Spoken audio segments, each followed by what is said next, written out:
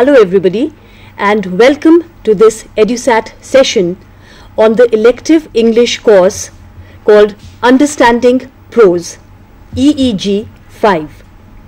Let me begin by introducing myself. I am Dr. Neera Singh from the Faculty of English here at IGNOU, and I am the coordinator of this course, Understanding Prose, EEG 5. It is my privilege to have here today in the studios Professor Hema Raghavan, who will be sharing her expertise with us today. Professor Raghavan is an eminent scholar and academician with a number of books and articles to her credit. She retired as principal of Gargi College, Delhi University, and was also the Dean of Students' Welfare for Delhi University. Subsequently, Professor Raghavan was Pro-Vice Chancellor of the Rai University as well as Senior Vice President of the Amity University. Currently, Professor Raghavan is the Content Advisor to a software firm. With so many achievements under her belt, I really consider it an honor to have Professor Raghavan here with us today, and I'm really looking forward to have her speak to us about this course. I extend a very warm welcome to you, Professor Raghavan. Thank you. Welcome. Now, before I request Dr. Raghavan to start speaking to us, I would like to very briefly go over the course contents of this course so that the students who have joined us today can get a very brief kind of an overall picture of what is involved in this course. So, very briefly, let's just look at the outline of the course. This course consists of 8 blocks, and the course is divided into 2 parts. The first part, that is blocks 1, 2 and 3, deal with the varieties of prose, and the second part deals with the various prose forms. As you can see, blocks 1, 2 and 3 deal with descriptive, narrative and expository prose respectively. These are the 3 varieties of prose that we have taken up. Now, blocks 4 to 8 deal with the various forms of prose. Block 4 is devoted to the short story, and we've taken up 4 short stories to give you a fair idea of the short story form. These are, I'll just go over the names of the stories. These are A Cup of Tea by Catherine Mansfield, After 20 Years by O. Henry, The Lost Child by Mulk Raj Anand, and Javni by Raja Rao. Now, blocks 5 and 6 are devoted to the novel, and we have taken up 2 novels for detailed discussion. These are The Mayor of Casterbridge in block 5. This is of course by Thomas Hardy, and we've taken up R.K. Narayan's A Tiger for Malgudi. Now, block 7 is devoted to the essay, and we've taught you 5 essays by Addison, Charles Lamb, Stevenson, Chesterton and George Orwell. And finally, in block 8, we've taken up biography and autobiography as prose forms by giving you excerpts from Boswell's Life of Johnson and the autobiographies of Nehru and Bertrand Russell. So, this is what we've basically covered in this course. But let's really start at the very beginning. What is it that constitutes prose? How do we define prose? Professor Raghavan, would you shed some light on this, please? Yeah, I agree with you, Dr. Neera. Here I am not here to teach you how to write a short story or how to write a novel. You are going to read all those things in your different blocks. But how do you really say that this is prose, this is poetry? Basically, our attempt is to explain to you what goes by the name prose, thereby enabling you to understand it, enabling you to appreciate a prose form of writing. Let me start with this thing. When I was asked to make this presentation, automatically I went to Oxford Advanced Learners English Dictionary, and I just looked at the word prose, and I was surprised that the definition that was given for prose is written or spoken language that is not in verse that is poetry. In other words, what it meant was that if you have to understand prose, you should understand what is verse and then come to the understanding that a prose is something that is not written in the form of verse. Again I said, alright, let me go to the other link in Oxford Dictionary, and this is to see what is the meaning of prosaic, because very often we come across the word, oh, she is a very prosaic writer, she speaks rather prosaic.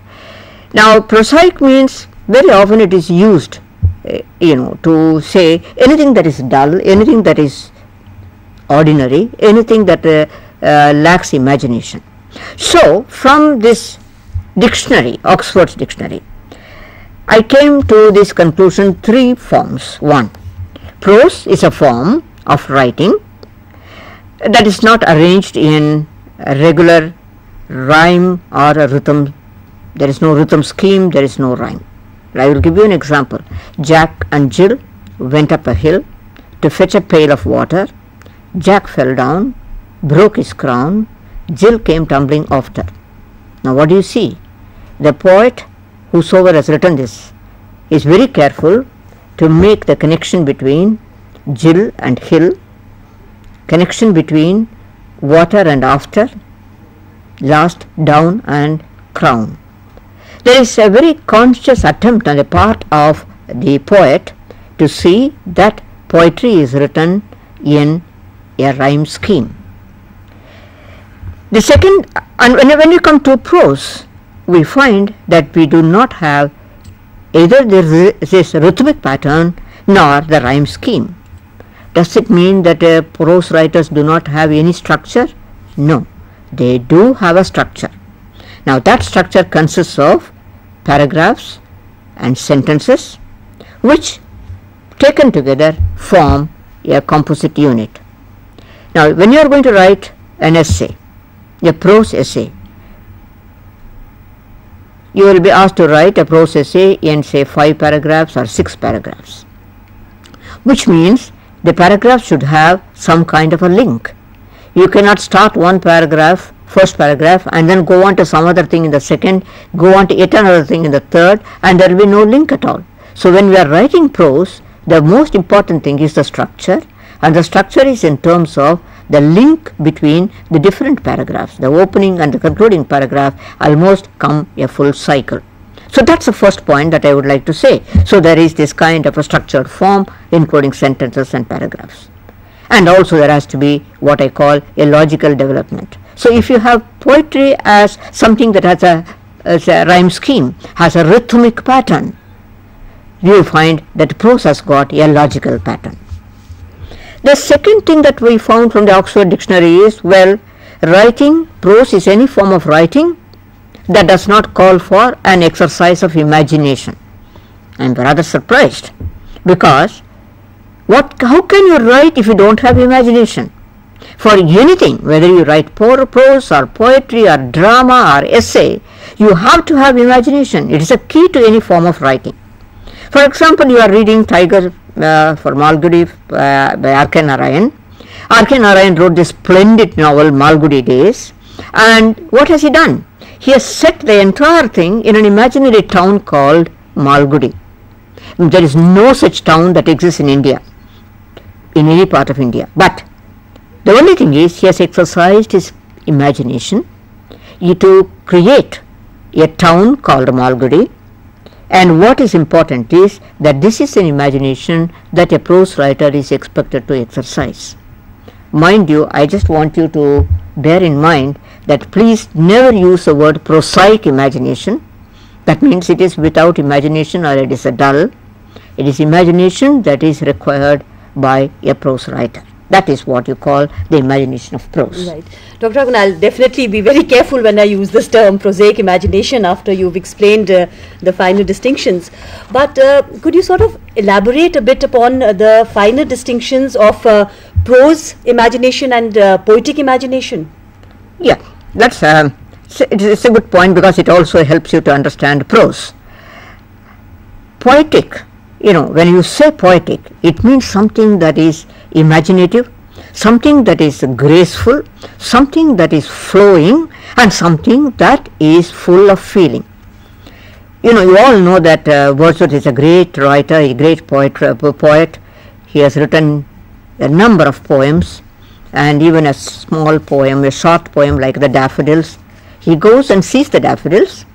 He feels a great feeling of imagination. He feels a love for daffodils. He is able to describe daffodils, but he uses what you call the imagination, which is a continuous, spontaneous flow of the emotions and feelings within him. Now, I don't say that a prose writer does not express feelings, but when he expresses feelings, when the prose writer writes, the feelings are expressed in a very controlled, restrained manner. It is not a spontaneous overflow, it is a contained, logical, restrained manner. Reason, so that comes to the major point. Reason and logic, they form the cornerstone of any imagination that is exercised by a prose writer. So if poetry is the vehicle of emotions and feelings, then we look at prose. It is a vehicle for reason and logic. I am going to ask you a question. Suppose you are going to write a scientific treatise. Can you write it in poetry? Or if you want to express a mathematical theorem, can we write it in verse form? No, we need prose. You can't argue in poetry, in poetic form.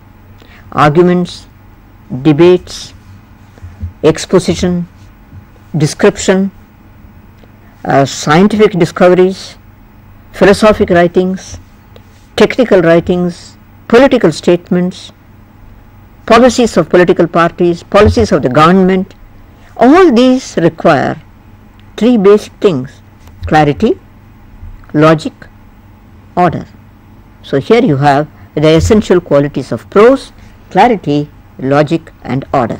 Professor Rangan, may I interrupt you here Yeah. for a moment? Yeah. There are certain innovations which have sort of come in recent times. Yeah. This brings to mind Vikram Gates' The Golden Gate. Right. Now that has been written in verse.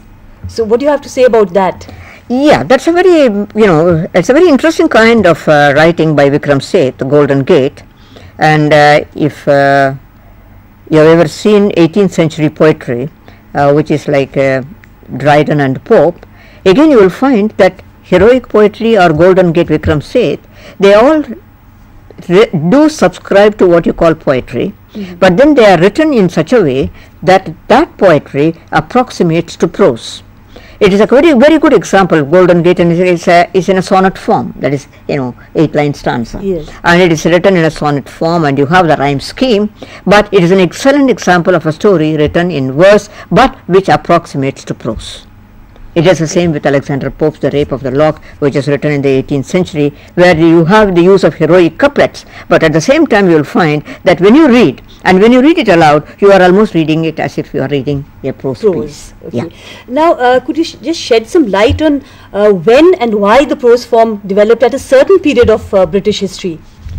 Yes, you see, initially I would say that even as early as the 15th, 16th century, we have writers like Bacon and Sidney who used a prose form to write literary criticism or short essays. But actually, as you correctly asked me, when did it develop? We will find that 18th century is always known as the golden age of prose. It's a very special kind of a thing that is given. This is the kind of a definition that you give to the 18th century literature in England, that it is the golden age of prose.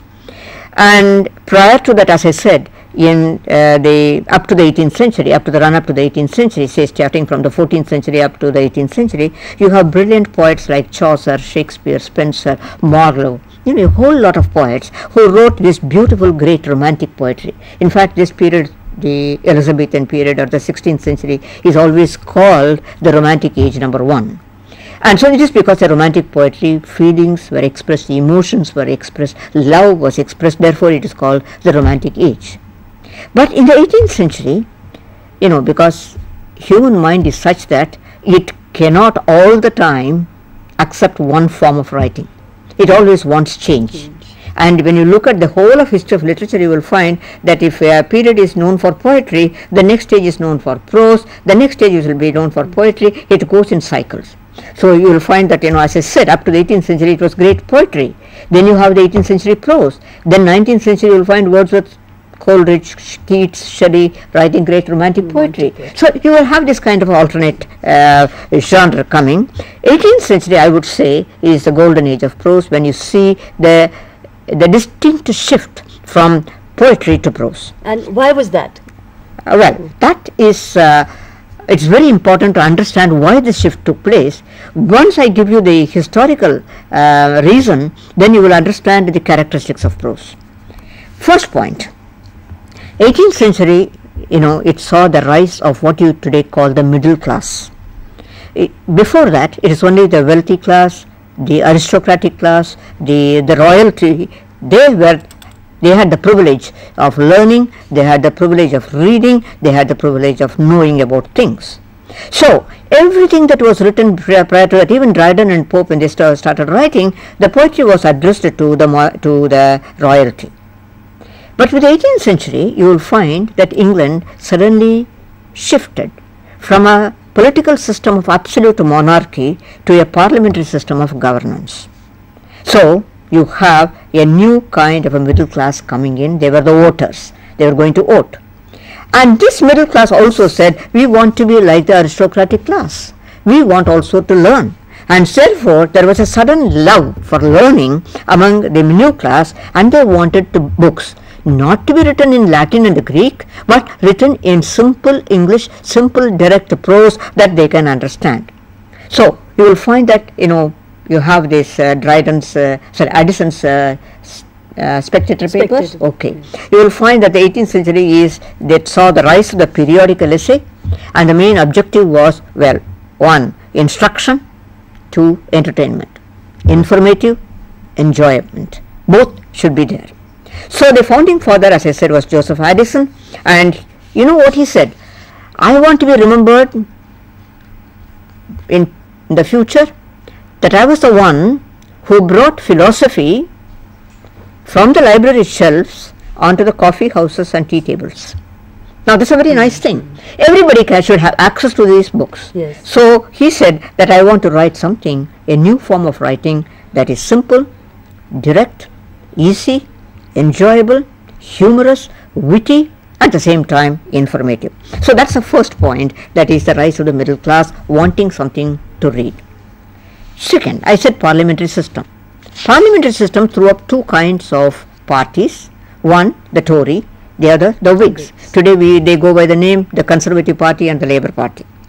And all these political statements, parties' statement, their policies, their appeal to the electorate, they could be done only through elegant, simple, clear prose.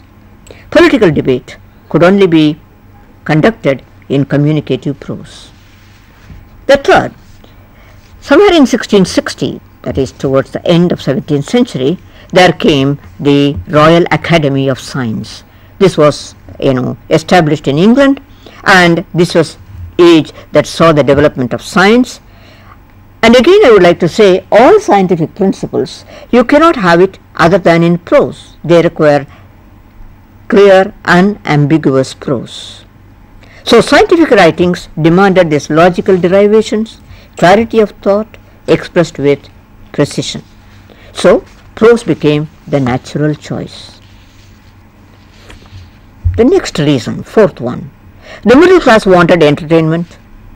So they said, we want serial novels through these periodical essays or these weekly magazines. So the novel as a genre was, in the 18th century, it was the form that was accepted. Though it started as early as the late 17th century by Daniel Defoe, you must have heard Robinson Crusoe, yes. But it continued into the 18th century, and we also call the 18th century as the age of English novel. Again, what surfaced was delightful, readable prose that could be enjoyed by the rising middle class. Point number 5, art of letter writing. Now today, you all do SMS messages. You don't know, and you must have forgotten, there is something called the letter which can be sent, lengthy letters. You neither have the time to read those letters nor the time to write those letters. But in the 18th century, the art of letter writing was there, and it contributed to the growth of prose. And in fact, some of the novels that you read in the 18th century were actually written in the form of letters. A writing to B, B writing to C, C writing to A. The entire story progressed through the letters. Literary criticism. We hear about it. How do you actually understand and appreciate a novel? How do you appreciate poetry? Literary criticism. This took strong roots. We have Samuel Johnson, who you are going to read the Life of Johnson by Boswell, and Samuel Johnson was the one who wrote the lives of the poets. That is, it's a kind of a historical, biographical kind of a writing, and it was the first time that you have the lives of the poets, literary criticism coming to the fore. And mind you, I started with a dictionary. Do you know who was the first one to bring out a dictionary? It was Samuel Johnson in the 18th century. So, Dictionary of English Words. The last point was that prose had what you call the very objective kind of writing. There were also some writers whom you call the personal writers or the personal essayists. They wrote about their own feelings, their own emotions, their own whims and fancies. They were very, very popular in the 19th century, but it started in the 18th century itself, and thus prose developed in the 18th century, and it became an approved, accepted, much appreciated form of writing, and it reflected upon the social, political, scientific, cultural and literary aspects of the society. That was really interesting, Dr. Raghavan. The reasons that you've given for the rise of prose, I mean, it's very clear, chronologically very clear, why there was this development of prose. Before we go further, let's just briefly recapitulate the various reasons for the development of prose. First was, as you said, the rise of the middle class. Secondly, the parliamentary system of government. Thirdly, the development of science. Fourthly, the demand for entertainment. Fifth was the art of letter writing. Sixth was literary criticism. And seventh reason was to record the personal opinions and feelings, etc. of the people. Now, these were the reasons for the development of prose. Now, could you sum up the different forms of the prose genres and the characteristics of prose writing? See, you have given a very neat summing up of the historical reasons which contributed to the development of prose, and from that you can easily deduce that prose is something that is to be written in a very, very simple, clear, elegant style. And therefore there came these different forms of writing, the prose genre, which you said novels, short stories, literary criticism, history, biographies. Even books were written on social etiquettes, books were written to explain philosophical treatises, scientific papers. So what we read is, it's a very interesting thing, you need a straightforward prose. At the beginning I said, when I compared prose and poetry, I made this observation that you have to have a very logical development in prose. The paragraph number, each paragraph will contain only one point, and when you are reading a book, please make it a point that you will have a pen, paper and a pencil. You will read one paragraph, find out what is the major point that has been written in the pen. You go to the second paragraph and see what is the major point brought about by the second, the third, the fourth. Then go back and look at all the points that you have made and see whether there is a link. If there is a link, that is excellent writing. If there is no link, then you will begin to wonder what kind of a prose I have been reading. Understanding prose is to understand that there is a straightforward development of prose when you write any prose piece of writing, any piece of prose writing. And so there is a logical way of movement from beginning to end. And as I said, the language has to be precise, elegant, clear, and I repeat, it flows with a forward movement. It doesn't mean that you don't write about the past. That doesn't mean that you are taking backward movement. The movement you need to say it is a forward movement. It means that it moves from one point to the next, to the next, to the next in a very clear way. And you all know, and by this time, since you are students of elective English, you know that all kinds of writing, whether it is English writing or Hindi writing or Sanskrit writing, you have the two components. One, the theme, or what you call the content, or what you call the subject matter. Then you have how do you express it, the style, the manner of presentation. It is here that you have the three different types of prose, the varieties of prose that you call. One is the descriptive prose, the narrative prose, and the expository prose. And you have these different forms: prose, story written in prose, novel written in prose, biographies, scientific treatises, etc. It doesn't mean that for one particular form of writing, to write novel you will only use one form of prose, narrative prose. No. Very often you will find that there are mixed varieties of prose in the same kind of writing. So a novel may have a descriptive prose, may also have a narrative prose. So that's a kind of a thing that you must keep in mind, that even when you, for convenience sake, divide the different varieties of prose into descriptive or expository or narrative, you will find that you do not, when you are writing a novel or a short story, you are not going to stick to one form of prose. There will be the overlapping of different styles. Professor Raghavan, could you give us an example of descriptive prose? Well, since you are all doing R.K. Narayan, I think nothing better than Narayan's Malgudi days. And as I told you some time back, there is no town that exists called Malgudi in India. It is a fictional town, and I do not know, you are all very young, but 10-15 years back, this Malgudi Days was actually produced by Doordarshan. It was a TV serial. Yes. And they brought Malgudi. The point is, what I would like to say is that the TV producers were able to portray an authentic picture of Malgudi as conceived by R.K. Narayan and presented it on the TV serial in a visual form. And it is a tribute to Narayan's prose style that was able to create imaginatively a small village town, and it helped the reader to visualize such a town. That's a very good form of descriptive prose. I want to give you another example. We have this writer Bill Atkin, and he writes about his journey right from Kashmir to Kanyakumari, and he loves going by train. And he always describes the train journey that he undertook from Kashmir to Kanyakumari, from east to west, from north to south, the whole of India. And his is what I call a narrative prose. Narrative prose because it is written with such a rare simplicity. When you read it, you will never like to put the book down. It is a beautiful kind of writing, and it is written with such grace and such ease. And every town, every hillside, every stream that and in different parts of India, they come visually alive when you read this book before our eyes.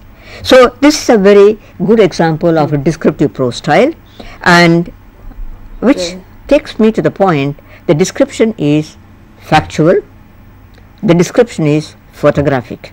You don't have to take a camera and a click. When you write, it has got that photographic presentation of the town or the stream or the river.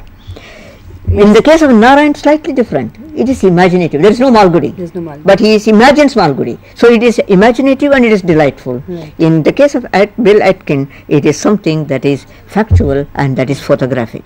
So this is where I find that the two different forms of same narrative prose writing can be seen. We also have this Canadian novelist Margaret Laurence. She has also created an imaginary town called Manawaka, and she's based 5 of her Canadian novels there. So it's the same like Narayan. She's also built this imaginary town which actually does not exist anywhere in Canada, but she's given such graphic pictures of it that it immediately you can visualize the entire town, just as you can visualize a place called Malgudi, even though it does not exist. Absolutely right. So, now this was about descriptive prose. Professor Raghavan, what is narrative prose, and why is it suitable for stories, etc., as the name implies? So narration, so you use it for stories and novels. And any novel or story, I think you will find that the most important focus is the novel. All other things take, the novel has to, the story has to move. And the flow of the story cannot be stopped, cannot be arrested, otherwise you put down the book. So you take the book and the story just moves on. And it has to go in a sequential manner, sequence after sequence after sequence. I'm not saying that it should be chronological manner. Sometimes, what happens is that when he is writing, he writes about something that happened in the past, something that will happen in the future. It can be predicted, it can be anticipated. But remember, when you are reading the story, you are reading the story and the story is happening right at this moment when you are reading. And therefore, the writer cannot confuse you as he takes you zooms between the past, the present and the future. So this is a narrative prose. It gives him this flexibility to move. But at the same time, it also means that he has to be very, very clear. It is his insistence on clarity, insistence on order, logic. The narrative prose manages to maintain that continuity without confusion. And another thing, this thing that I didn't mention earlier, is any prose writer, I told you about personal essays, I will come to that also, I will explain that. Prose writing needs a certain degree of objectivity, especially when you are writing a novel. It is one thing to say that I write a novel about myself, it is not a biographical novel. But even when I am writing about myself, I will be very objective about what I write about Dr. Neera Singh.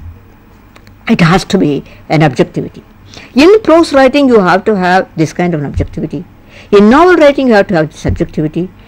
Along with objectivity, there has to be some kind of a detachment. You cannot just immediately say that I am absolutely in love with the character that I have created. It is for the reader to love that character, not the writer. So, when you talk about poetry, the poet pours out his heart. He listens to a song of a nightingale, it makes an impression on him, and he pours out the song in the form of a song to the nightingale. But here, the prose writer and the novelist in particular, they distance themselves from the story that they are writing, they are removed from the story that they are writing, and make their characters give different perspectives. Therefore, what you call a narrative prose style is something that takes the story forward, that moves the story without a stop, without a pause, and at the same time it includes different points of view of different characters. But would you say that story writers don't use any imagery in their narration? Well, I think they should use imagery, otherwise I don't think you can bring in a very authentic kind of a description. The important aspect is, yes, the use of images, but as I said, the story is the main focus for a novelist or a short story writer. You have to create the ambience for the story. You have to create the right atmosphere for the story. So how do you do it? You can use the visual image and what you call the oral image. That is something that is that can be heard and something that can be visualized. Now, you compare poetic imagery with the prose imagery, you will find the difference. In poetry, the language that is used is imaginative language, and it produces pictures in the minds of the reader. I gave you the example of daffodils. When Wordsworth writes about daffodils, now you and I would have never seen the daffodil flower, or we might have seen or might have not noticed it. When Wordsworth writes the poem, the daffodils comes alive into your mind because you, in your imagination, you are able to recreate that daffodils. Now in prose, the images are realistic. As I said, they are photographic and do not call for exercise of your imagination. Very simply I will say, if I have to write about, I see balloons at the end of the Republic Day celebration, balloons are just left to float aloft in the sky, and the commentator who is giving the commentary in chiseled prose will write, now look at the balloons going up in the sky, you have the red, the blue, the green, the white, and there is the flag of India coming. So he gives the description of the balloons realistically, almost photographically. Even if it is not seen on the television monitor, you can listen to it on the radio. The same, if a poet were to write about these balloons, the different colors of balloons, then what does he say? He will write simply like this. Look, the balloons in the sky dancing like a rainbow. Just brings that. Neither red, blue, green, vibgyor color is not mentioned. dancing like a rainbow, So and flowing along. Colours come to mind. Color comes to mind. Yes, So visualize the it. poet demands the exercise of the reader's imagination. The prose writer demands the exercise of the mind to get an authentic visual picture. So whether it is a fictitious narrative, fictitious experience, or it is an actual experience, the reader should be able to experience it mentally. Okay. Now, could you tell us about expository prose, and when do we use this kind of prose? Well, in Unit 10 of Block 3, you have been given in the very first page, you have been given the various techniques of exposition. Now, exposition, its chief, as the term itself says, the focus is on explanation. Now, when you are going to explain anything, a science topic, or a technical solution, or a philosophical inquiry, or a social problem, something related to gender, what do? When you are actually doing it, you always use the cause and the effect analysis. What brought about this? What is the effect of this? The cause effect analysis is done.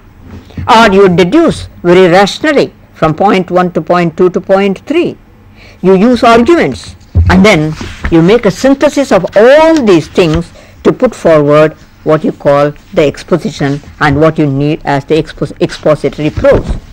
So, you find that the writer, whom you call the expository writer, the expository prose writer, he incorporates the three different styles of prose: the descriptive, the narrative in terms of logical development, and expository. And mind you, when you are using expository prose, you have to be absolutely correct to the last detail. There is no room for ambiguity. It has to be clear, it has to be factual, it has to be truthful, and it has to move forward in a sequential logical development. And therefore we find a very formal style is used in expository prose.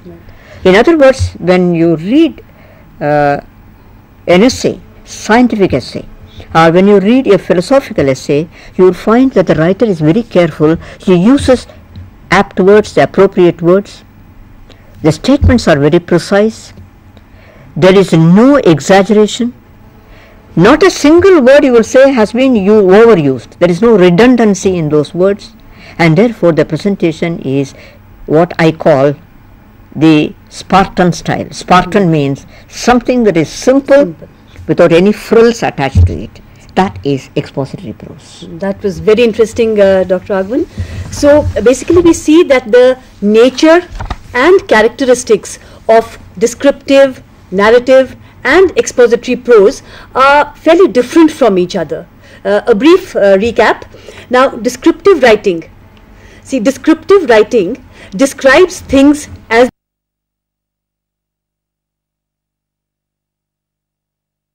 it can be the description of a person, landscape or event. As far as narrative writing is concerned, it is a description of events, external or internal. Internal in the sense that, it could describe the internal thoughts, feelings or emotions of people. Now, in that sense, descriptive writing is more passive and narrative writing is more active. That's a good point. Yeah. And as far as expository writing is concerned, it deals in definitions, explanations or interpretations. The main aim is to explain and clarify. However, what really needs to be borne in mind here is that this division of prose into three kinds, descriptive, narrative and expository, is a very rough one. There are no rigid lines of demarcation between the three. Any piece of writing, for that matter, every piece of writing does contain a judicious blend of maybe 2 or 3 of these writings. A novel can begin as a descriptive novel to set the ambience, to provide the setting of the novel, but then it goes on to narrative prose. So there is a judicious blend of all the 3 varieties of prose. Okay, I think we've had a rather interesting session with Professor Raghavan, who explained to us the very basic definition of prose and its various varieties. Then she also gave the reasons for the rise and development of the prose form, and these were discussed in a fairly detailed form. And then the finer distinctions between narrative prose, descriptive prose and expository prose were explained. I would really like to thank Professor Raghavan for being here with us today and for sharing her knowledge with us. Thank you so much, Dr. Raghavan.